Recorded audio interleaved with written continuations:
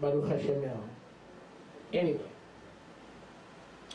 one of the things that the Allied soldiers did once they took Dachau was they touched nothing.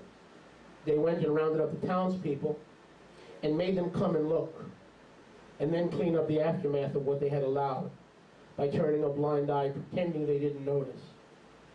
From a psychological operational standpoint, it was a brilliant move on the part of the infantry.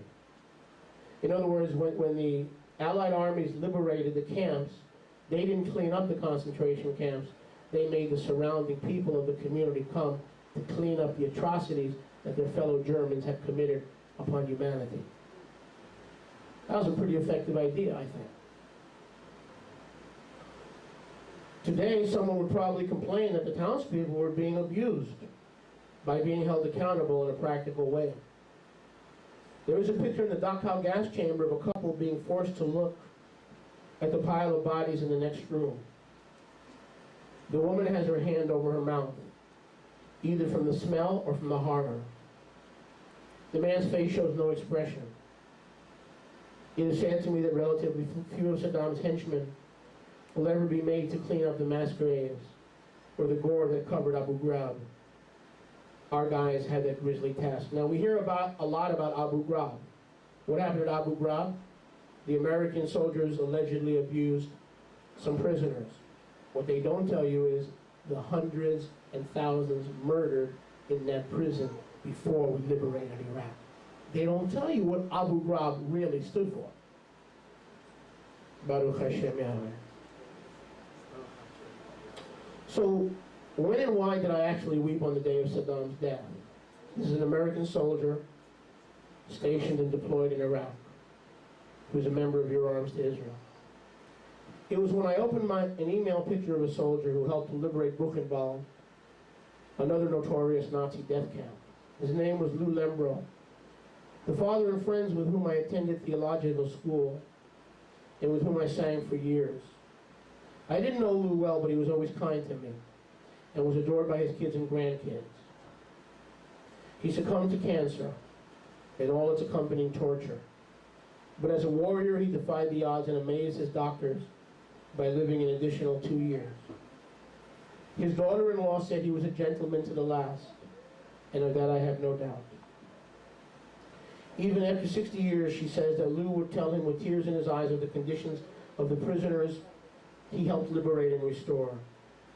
I can only imagine how deeply the freshly liberated of Buchenwald appreciated his kindness. I had already been made aware that Lou had passed on.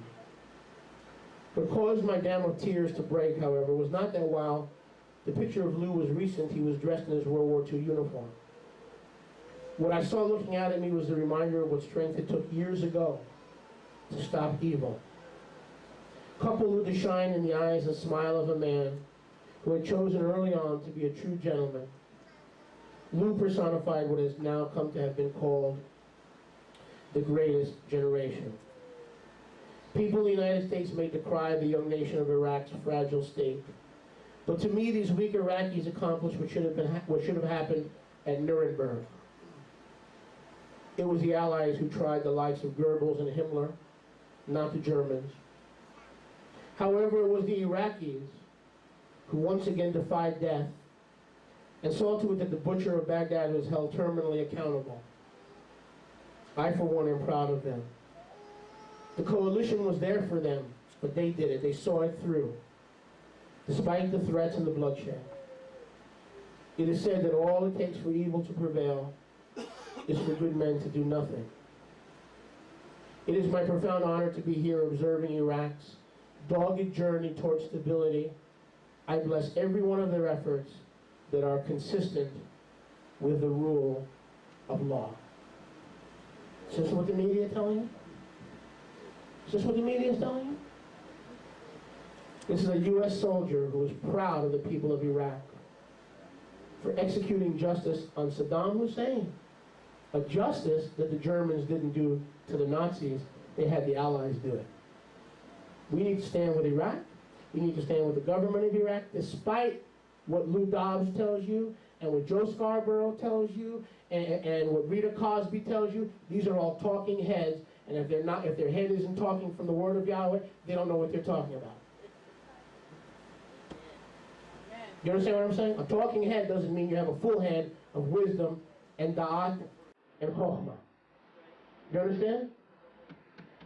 This is a woman who knows her Bible. She went to theological seminary. She's a sojourner in Iraq. And she says, I wept, not for Saddam, but what was done to the Jewish people, the same thing Saddam did to his own countrymen. I'll see it as you come up. So, that's a little bit more of a kosher perspective on what's happening in that part of the world. Amen?